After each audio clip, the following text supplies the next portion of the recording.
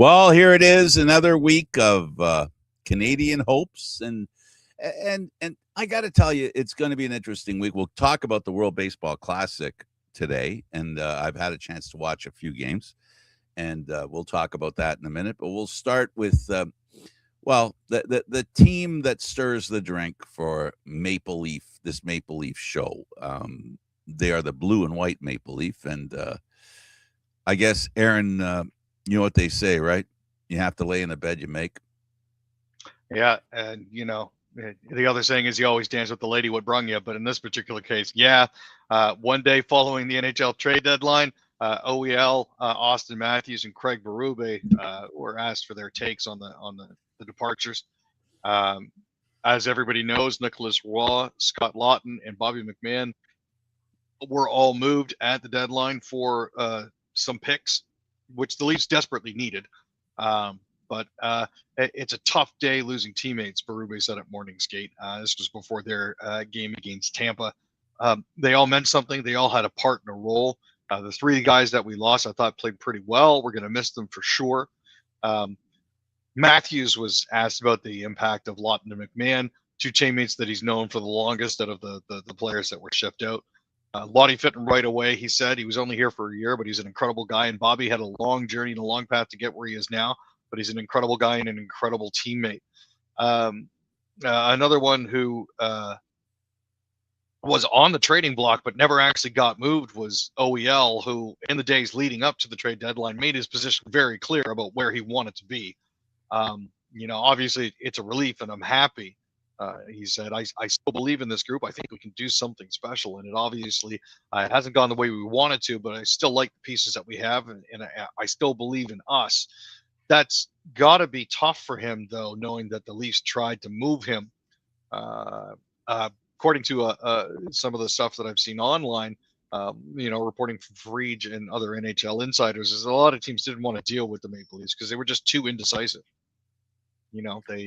They had trouble making up their minds, trouble actually pulling the trigger on anything. So we are where we are. Got 5 draft picks back for those 3 serviceable players, and glad to see that Scotty Lawton's paying immediate dividends for the LA Kings. He had a goal over the weekend and also had a goal this afternoon. I'm glad it's working out for him. It's kind of frustrating at the end of the day. Well, if there wasn't enough to suggest that the Leafs need new management, a lot of people are dying to see that sign in the window that says under new management. It doesn't help to hear that the indecisiveness of the Maple Leafs management, namely Brad Treliving, made it hard to make deals with them. Well, that's the whole point here now. We're in a phase in Maple Leaf history where we're in the place where actually changes, as much as we talked about cultural change last year, this year we're talking about landscape change. We're talking about changing the landscape, not a cruise ship and moving the deck chairs. We're talking toss out the deck chairs, bring in some new deck chairs, and mostly for me, it comes down to, and for me, it's simple. It's not something I like to say or want to say, but logic tells me it's time for Nylander and Matthews to be traded. If whatever they can get for those two, they take it and move on. And here's my reasoning. It's really very simple. We know what Nylander and Matthews bring you in the playoffs. We know. There's no guesswork. And we can't say to ourselves, well, it's not Nylander and Matthews that are the problem. It's the people around them. We got to get the right people around them. Well, I think we've gone to that well enough to realize it doesn't matter who you throw in there, because the straw is still, the whatever's left of the core 4. It's the reality of the fact that we know what they're going to do in the playoffs. And here's the worst part, Aaron. We also have to figure this out. And this is the part people need to understand. When we get into a position where we're in the playoffs, You don't think that Matthews and Nylander are going to squeeze their sticks a little too hard because all they've got is this history of, in I'm sorry, playoff incompetence. It's just they need a change. The Leafs need a change. The fans need a change. And since they're in this position where, the team is terrible, they need to rebuild the team. You can't construct it on a weak foundation. And Matthews and Nylander are weak foundations.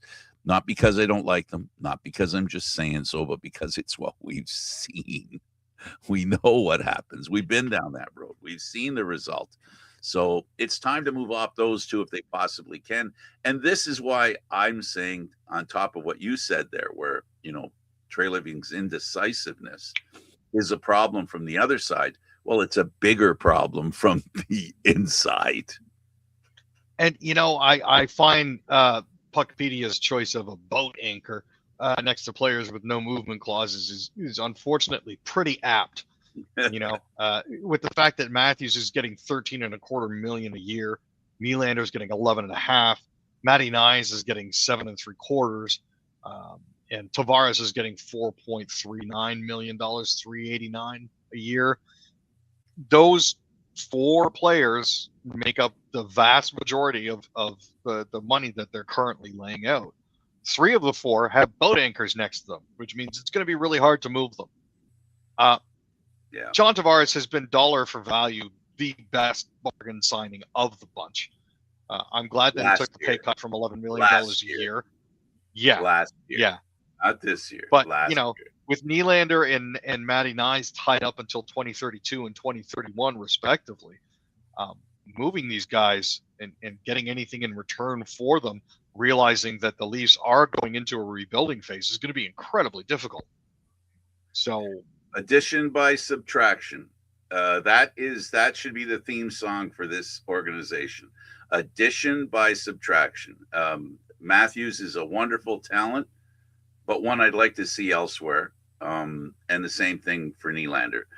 There's too much that has happened with those two guys that begs a respite from watching them be your hope in the playoffs. If you're a Leaf fan, there's nothing to give you credence that they'll win something, especially highlighted by your point, Aaron, that they're the majority of the cap. So, it doesn't matter who they bring in. They can't afford to bring in somebody who plays better than them because they're occupying the space required to get a good player. That's the problem. If you thought it was bad before with Marner, they have almost $36 million tied up in Matthews, Nylander, Nyes, and Tavares currently. Max Domi is not far behind at $3.75 million, and Matthias Michelli at 3.42. But those are numbers. Those are numbers, Aaron, that you can get. If they had, those are numbers that you could build on. In other words, if the difference between getting somebody like, let's say, Michelli, like you're saying, and getting a guy that's a little better, that's a better playoff performer, you might have to kick in $1 million or $2 million more, is my point. But they don't have it because they're spending so much on the top heavy part of the lineup that doesn't do anything for you in the playoffs, or doesn't do, like I'll say with Matthews, it doesn't do anything. With Nylander, not enough. But both of them, not at the right time. That's when the pressure's on, those guys disappear. That's all there is to it. And that's why addition by subtraction. That's my hashtag from now on. Addition by subtraction.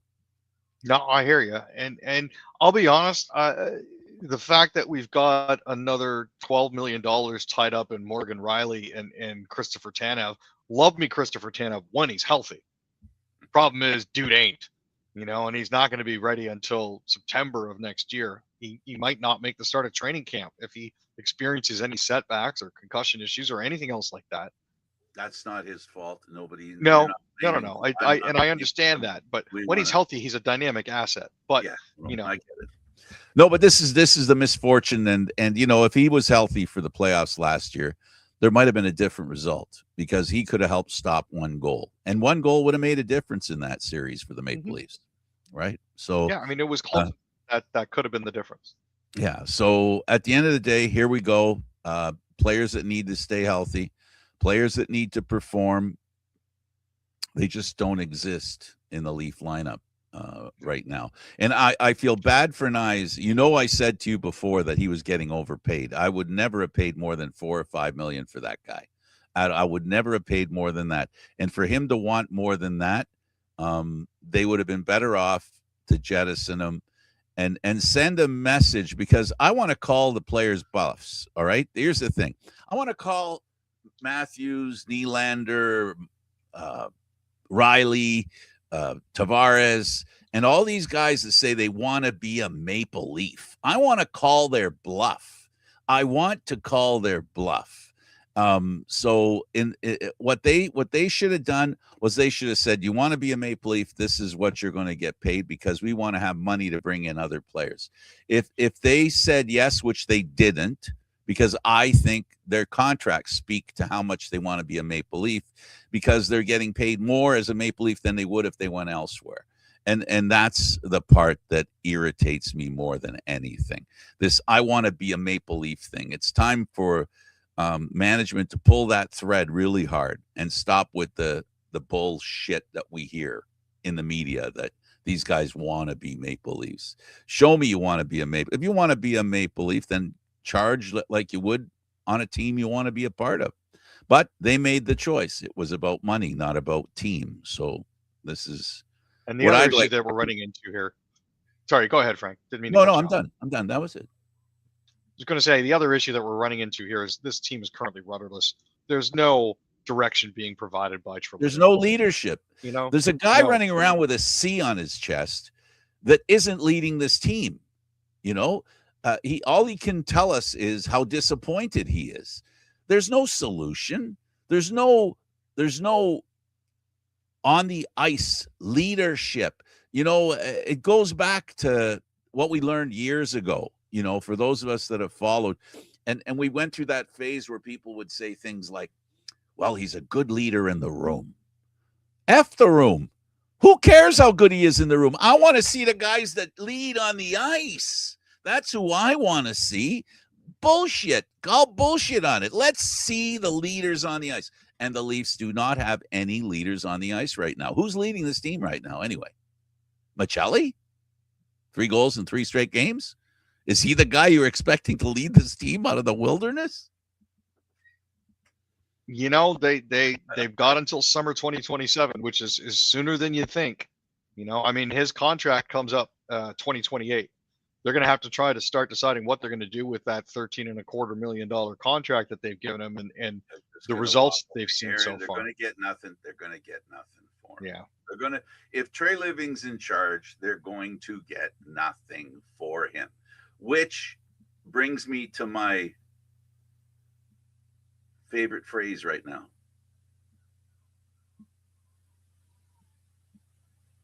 Oh, I thought you would know what it was. No, I was waiting on you, Frank. Addition by subtraction. Right. Addition by subtraction. And unfortunately, that's where the Leafs sit right now, where it's less important who they bring in. It's more important who they get out. And that's what the Leafs are right now. They're addition by subtraction. All right. So, and Treliving was kind enough to take responsibility. I mean, duh. Like nobody knew that. Like he was telling us, hey, in case you didn't know, it's my fault. Really? Oh, Brad, how interesting. I had no idea. Holy mackerel. I can't believe you're taking responsibility for this. You've been so wonderful. Yeah, well, you know, the fact that they don't have a plan is certainly showing. Especially in their loss to Tampa the other night. That would be Saturday, March 7th. They managed to lose that one 5-2. And in gifting Kucherov 4 assists, he's managed to now put together 6 100-plus point seasons in a row. All they needed was the first period. They had 4 goals on 12 shots. You know, they had ample opportunity to put the Leafs away, and as it turned out, that was all they needed. You know, Machelli opened the scoring. Everybody thought that was fantastic, but you follow that up with McDonough, Gensel, Perry, and Bjorkstrand all scoring. Bjorkstrand scoring on the power play. And then you get Brendan Hagel scoring after they pulled the goalie when it was 4-1 5 minutes left in the third period. I'm not sure what's going on there. And then, Robertson finally gets one with 31 seconds left. And good for Nicky Bobby. The kid's been working hard all year long, just without the result that you necessarily would have expected.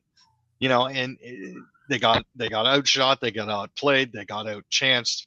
You can't even blame Eric Furlat for this one.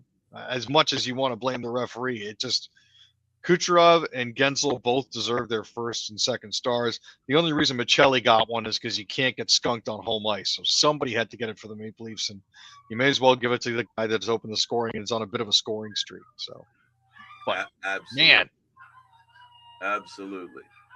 Let's go into our second period and let's talk about the Paralympics in Milano Cortina. So Canada is actually having a little bit of a good time here. They're currently sitting at 7 medals, which puts them 11th in the standings. They've got 1 gold by Natalie Wilkie in para-Nordic skiing. She also got a silver in para-biathlon's women's sprints. Callie Erickson had silver in para-alpine. Mark Ahrens had a silver in para-Nordic skiing. And then rounding out the 3 bronze medals, you had Kurt Oatway getting a bronze in para-alpine. Tyler Turner getting a bronze in para snowboard cross, and Callie Erickson again with her second, his second, getting the men's Super G 6 in the para alpine. So, at the end of the day, good run for them so far. Just watched Canada put the finishing touches on a Paralympic sledge hockey game over Team Japan. Things are proceeding as they should, I think, at this point for the red and white overseas.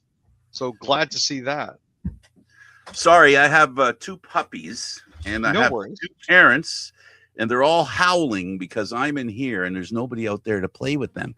Oh, no. Time with them. Yeah, so they were howling out there. I couldn't take it anymore driving. I don't know if you could hear it in the background, but anyway, lovely. Puppies are lovely, let me tell you.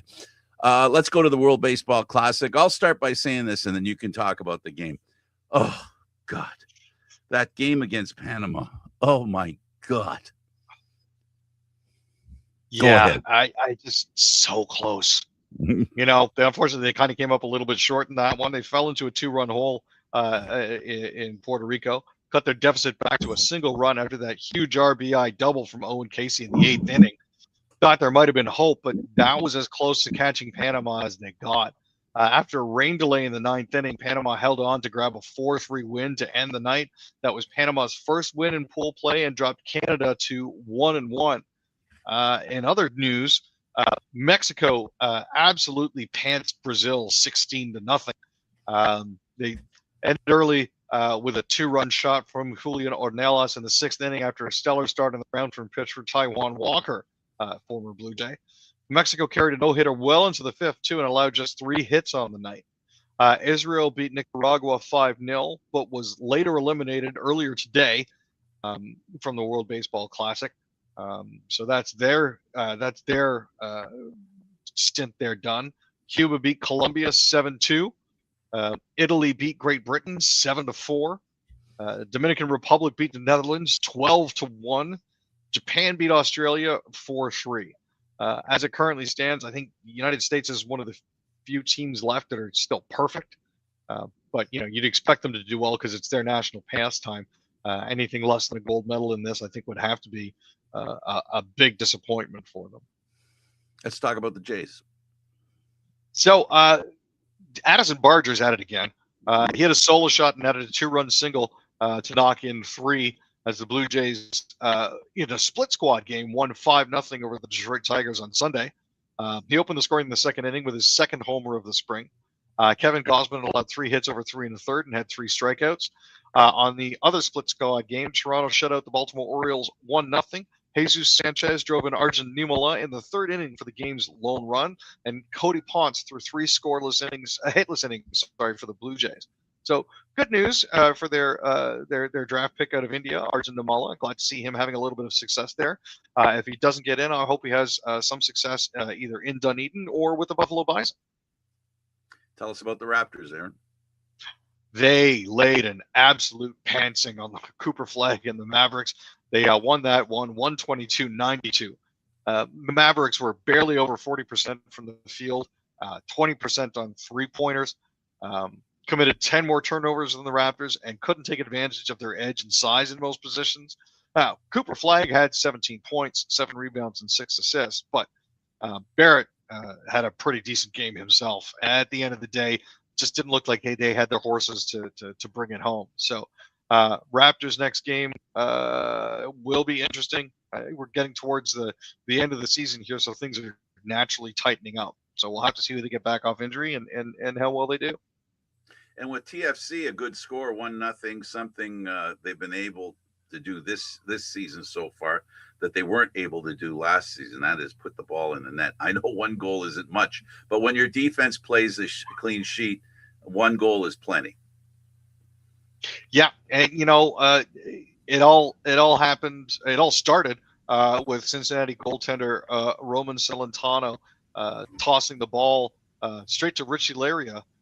He fed Saloy, who footed it past him in the 86th minute. Hanging on. This is Toronto's first ever goal and win at TQL Stadium, which opened in 2021. Cincinnati had outscored Toronto 9-0 in 5 previous meetings, 4-0-1 in that time period. After conceding, Cincinnati came on strong, but Toronto, who had already lost its first 2 outings this season, managed to hold on for the win. So glad to see them get one in the positive column. Let's talk about Canada's tennis players. So, Victoria Mboko is on to the 3rd round of the Indian Wells tournament. She defeated Australia's Kimberly Birrell 6-4, 7-6 in Friday in second round women's singles action. She had 7 aces to 5 double faults and broke on 5 of her 7 chances. Mboko later teamed up with Russian Mira Andreeva to upset the 4th-seeded women's doubles team of Elise Mertens of Belgium and Zhang Shao of China 6-4, 4-6, 10-8 in the opening round.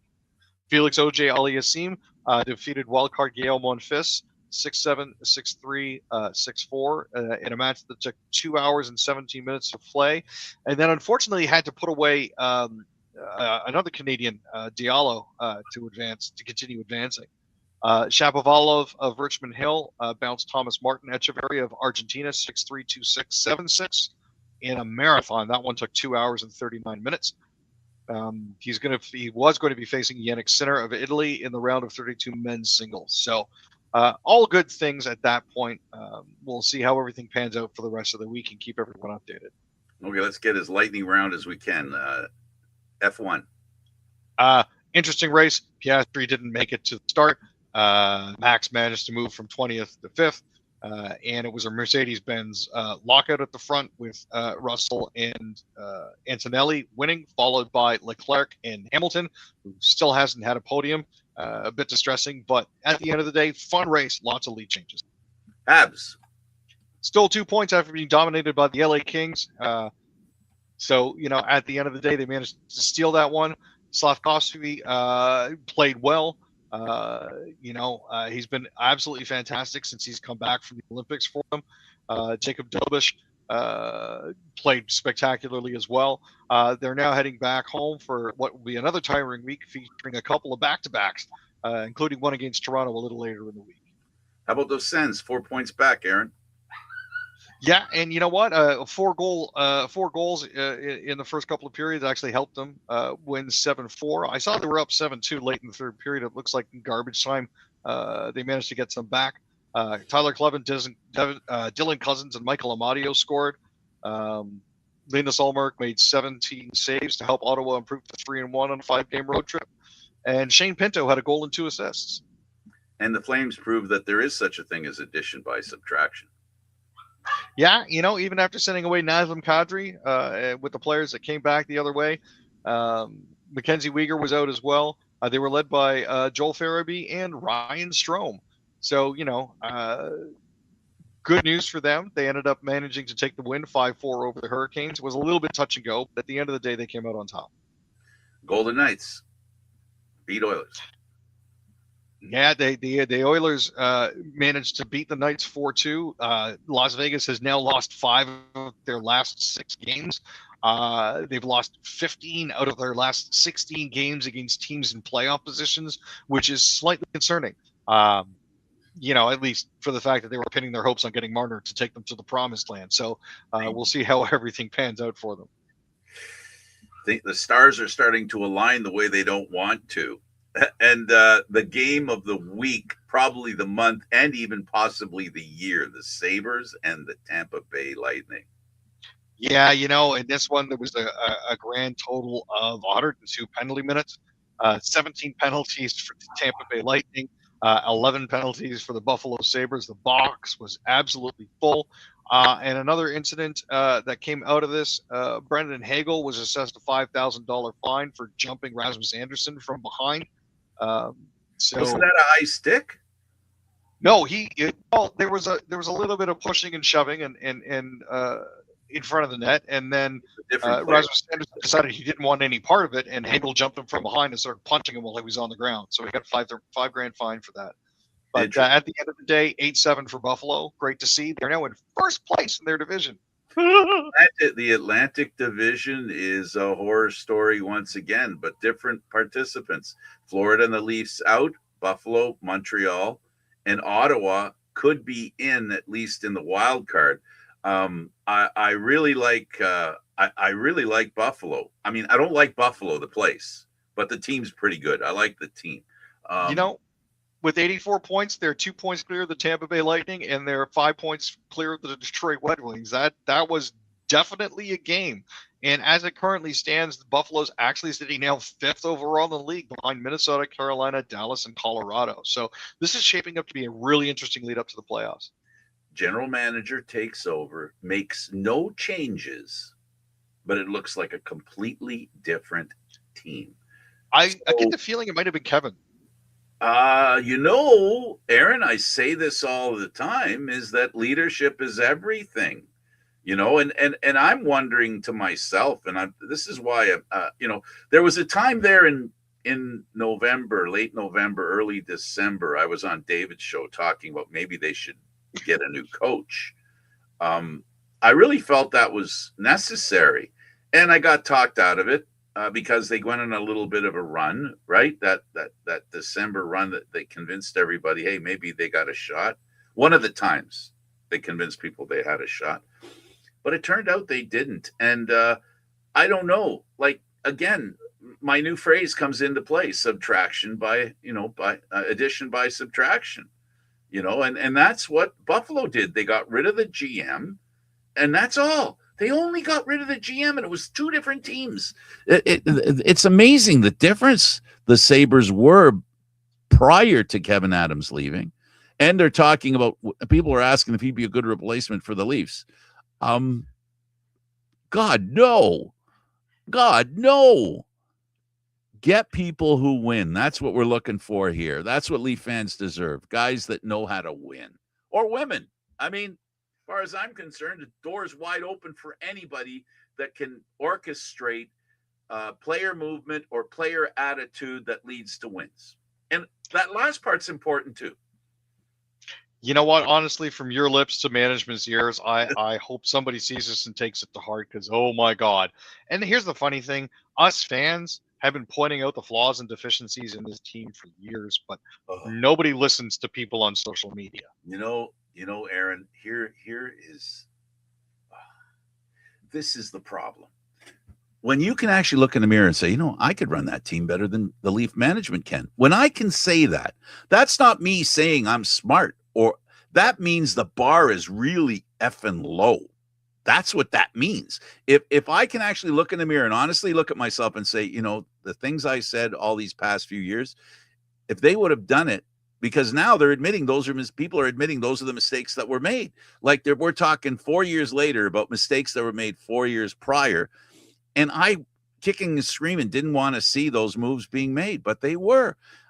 So that's the sad part, is that when the smartest people, when it comes to the Toronto Maple Leafs, aren't working for the Maple Leafs, the Leafs have a problem, because they pay people. They can give people good money to run the team. It's not like, they're handicapped. And the one thing that no one can compete with them with, and Aaron, I know you'll agree with this, when it comes to spending money on management, there is no freaking ceiling. No, can you get need the to best find guys somebody you want. who's you need to find somebody that's smarter than you to run the team better than you. That's the rule. And I'm Well- not really sure what's going on with Pelly, but the fact that he's in charge of 6 different teams is going to cause a problem because nobody can run 6 teams. Well, did you hear that? Did you hear that? There was a mention about the Nyes being traded thing, and apparently somebody above the CEO didn't want them to trade Nyes. That means somebody, probably last name Rogers, said don't do it. And that's the problem with the Leafs. They need to have somebody who has the ability to have the authority to do the right thing and not be not kowtow to the people above. This was what happened with Shanahan and Dubas. There was an argument over whose way should go, and they went halfway on both. And in the Bible, there's that story, about the baby being cut in half. It's no good to anybody. So somebody has to give in to make the team better. And that's probably the biggest problem the Leafs have, is that they don't have a one-stop leader.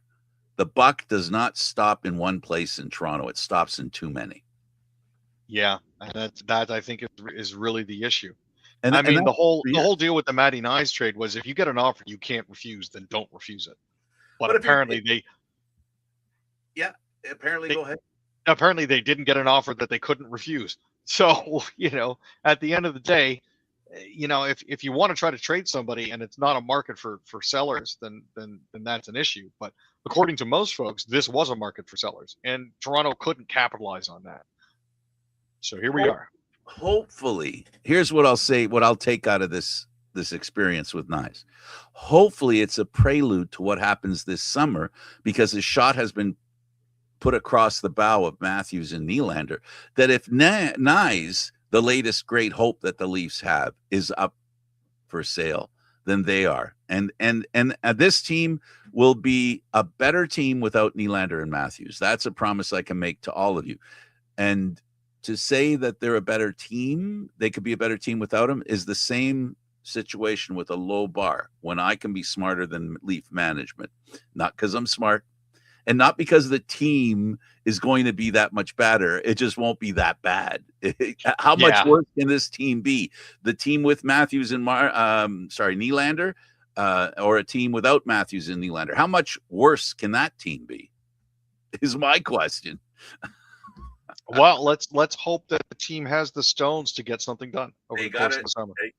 Addition by subtraction, my friend. That's my new thing. I'm going to keep saying it until it actually happens. It's locked in.